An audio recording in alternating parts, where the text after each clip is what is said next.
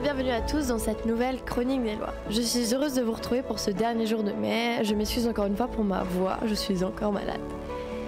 L'émission d'aujourd'hui, c'est un medley. Je dois vous avouer que l'inspiration, elle m'a un peu quittée au moment de préparer cette émission. J'ai donc pas trouvé de thème précis, mais comme je vous l'ai dit la semaine dernière, j'ai des petites pépites en stock.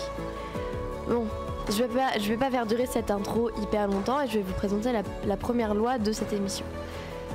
Je vous préviens tout de suite, les 4 lois de ma chronique d'aujourd'hui, il y en a 4. Donc détendez-vous, prenez un thé, une boisson, ce que vous voulez. Sur ce, je vais réellement commencer. Je commence cette chronique avec une loi un peu spéciale et vous comprendrez très vite pourquoi. En Suède, la prostitution est légale, mais y avoir recours est interdit. Bon, alors, comment vous dire que j'ai du mal à comprendre cette injonction un peu 2 en 1. Donc pour ça, je vais d'abord analyser les propositions et je vais la décomposer pour des raisons plutôt évidentes, pour que ce soit plus simple. Donc la première partie de cet intitulé, c'est le fait que la prostitution, elle est légale en Suède. J'avoue que je n'ai pas grand-chose à dire là-dessus. Dans certains pays, la prostitution ou la drogue est plus ou moins légale, et bon, c'est comme ça. Bon, quand je dis que j'ai pas vraiment d'avis, c'est que je trouve que c'est une activité qui est particulière, que j'apprécie pas personnellement.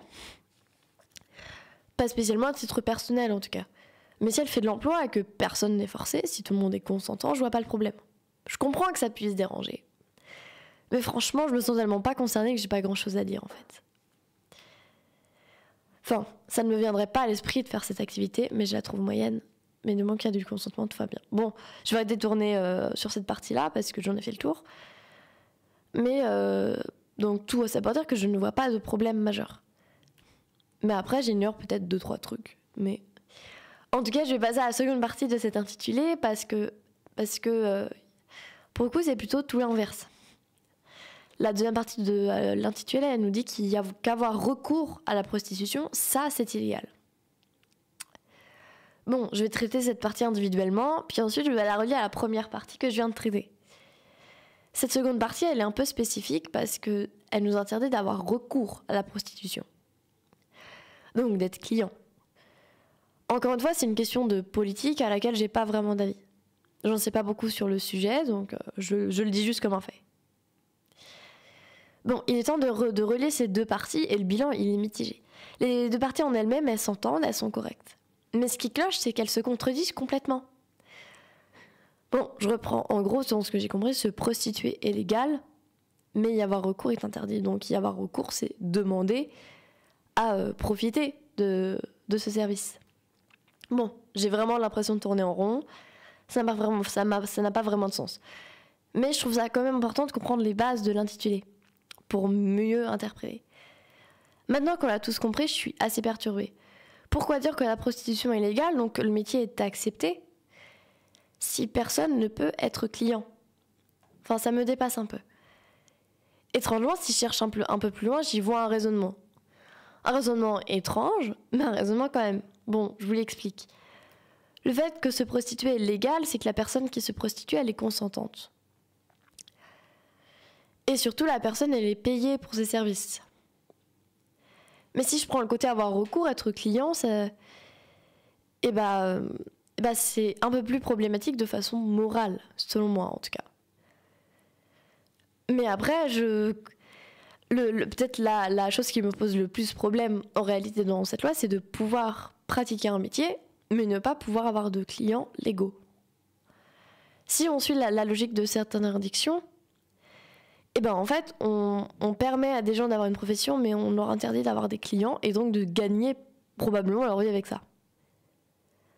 Je pars du postulat que s'il y a des prostituées de disponibles, il y aura des clients, et des clients pour payer et très cher dans certains cas. Donc la loi, elle n'est pas hyper intéressante dans le sens où s'il y a un métier, il y aura forcément des clients. Enfin bref, ça n'a pas de logique, je tourne en rond, donc je vais arrêter. Mais ce qui est intéressant, c'est la contradiction de cette injonction. Bon, je vais pas creuser plus, parce que je ne trouve pas vraiment de raisonnement qui tient la route. Donc j'ai fini avec cette première loi et je vais passer à la suivante.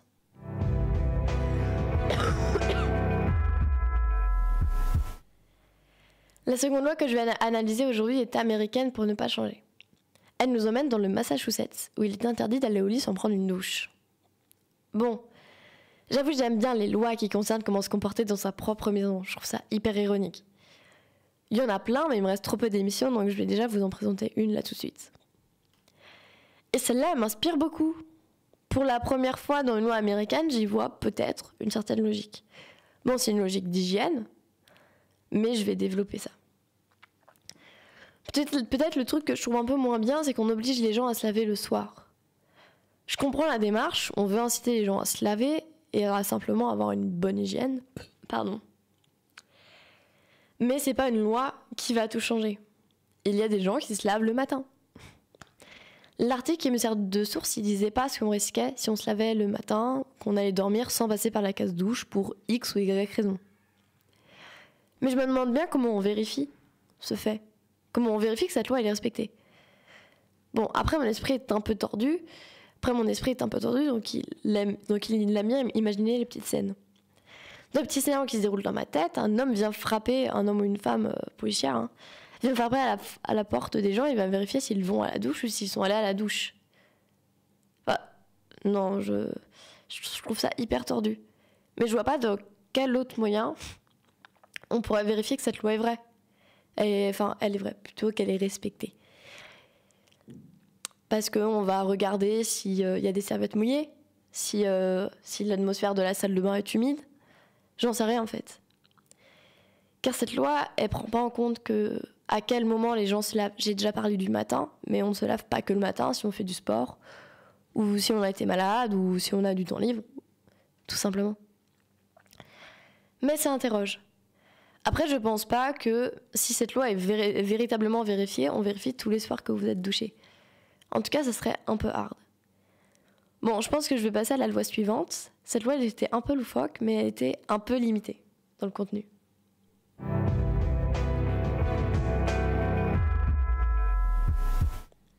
La troisième loi de cette émission, elle est encore américaine. Je répète souvent cette phrase, je me rends compte, mais c'est pas grave. Et elle est vraiment hyper intéressante. Au Texas, on doit prévenir 24 heures avant de commettre un délit. Bon, elle est hyper perchée, mais du coup, elle me plaît beaucoup. Bon, commençons par le début. J'ai pas mal de trucs à dire sur tout ça, mais pour une fois, j'ai pas grand-chose à redire sur l'intitulé. La première chose qui me vient en tête, c'est que cette loi, elle nous dit qu'on prévoit toujours, enfin, elle part du postulat que l'on prévoit toujours quand on commet un délit. Déjà, là-dessus, je pose un bémol, parce qu'on n'est pas toujours au courant qu'on commet un délit, ou alors, on ne prévoit pas toujours quand on va commettre un délit. Après, c'est une proposition hyper intéressante, dans le genre d'une justice préventive. Je suis ni pour ni contre la justice préventive. Bon, j'ai un avis, c'est toi, mais il apporte vraiment rien à ma chronique. Le truc ce que je comprends, c'est sûrement que si on commet un délit, quand on est normalement constitué, on n'a pas envie de prévenir parce qu'on risque de se faire griller. Bon, je vais passer au contenu vraiment de la loi. Le contenu, je le trouve aussi hyper bien. Car il dit que ceux qui commettent des crimes doivent aller prévenir leurs victimes et non la police. Ou je ne sais pas qui d'autre. Surtout, on va prévenir par écrit. Bon, quel genre d'écrit, c'est pas noté, mais c'est pas important. Ça peut être un message, un mail, une lettre. Bon, je vais m'arrêter un peu là-dessus. Moi, je pensais vraiment qu'on voulait alerter la police. Mais en fait, non. On doit alerter les victimes. Mais du coup, ça n'a encore moins de sens pour moi. Bon, je vais prendre un exemple pour que ça soit plus concret. Je vais prendre l'exemple du cambriolage. J'imagine très bien la scène du citoyen qui reçoit une lettre anonyme lui disant qu'il sera cambriolé demain. Franchement, c'est absurde comme situation. En plus, je ne l'ai pas fait exprès, mais j'ai pris une situation où cette loi permet d'éviter le délit. Bon, j'ai peut-être un peu fait exprès. Dans mon exemple, si l'habitant il est pas trop con, il peut juste rester chez lui ou prévenir les voisins et la police, justement pour éviter ça. Bon, évidemment, ça ne marche pas dans tous les cas, mais j'ai l'idée générale et c'est le plus important. Après, cette loi, elle est vraiment gentille. Tu vas subir un délit, mais au moins t'es prévenu. Bon, je me demande si c'est défendable dans un tribunal. Si tu as commis le délit, tu peux défendre que tu as prévenu que tu allais le faire et que donc, on aurait pu t'en empêcher. Bon, c'est un peu tordu, mais ça se tient. Bon, on rigole, mais je ne sais pas comment, dans quel contexte, où on a pu imaginer une telle loi. Franchement, je suis un peu curieuse, car c'est intéressant comme concept. Je viens de penser, pour revenir à mon tribunal, est-ce que si tu te fais encore plus juger si t'as pas respecté la loi? Le crime plus le fait de ne pas avoir respecté la loi? En fait, c'est vraiment un double tranchant et je trouve ça plutôt sympa. Bon, j'aime bien cette petite loi personnellement, elle est pas hyper renseignée, mais avec plus de ressources, ça pourrait vraiment être super bien développée. En tout cas, j'ai fait de mon mieux. Je suis pas mal fière de moi sur ce coup-là. Bon, il est déjà temps de passer à la loi suivante.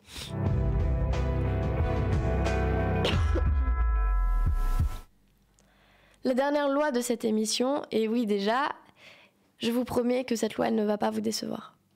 Nous sommes encore aux États-Unis, car on ne change pas une équipe qui gagne. À Memphis, les grenouilles ne peuvent pas croasser après 23 heures. Elle est un peu perchée aussi.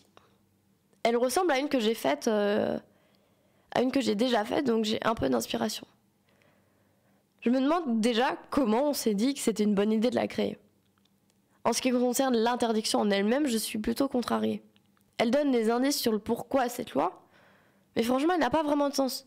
Autant pour les animaux plus domestiques, ils ont peut-être une vague notion du temps qui passe, mais pour les animaux sauvages, j'y crois moyen, ou en tout cas, j'en sais rien, mais je vais partir du postulat qu'ils n'ont pas de notion du temps aussi fixée, peut-être que des animaux domestiques. Ma théorie, c'est que le temps et la notion du temps, on l'a créé avec les calendriers en se calant sur la lune ou le soleil. Mais les animaux, eux, même s'ils ont leurs habitudes, je pense pas qu'ils voient une différence, la petite différence subtile, entre 22h59 et 23h. Même nous, en tant qu'humains, je ne suis pas sûre que la différence, elle soit vraiment énorme dans nos têtes. De base. Puis en plus, ils ont rien demandé, les petites grenouilles. Si leur croassement fait du bruit, c'est pas de leur faute.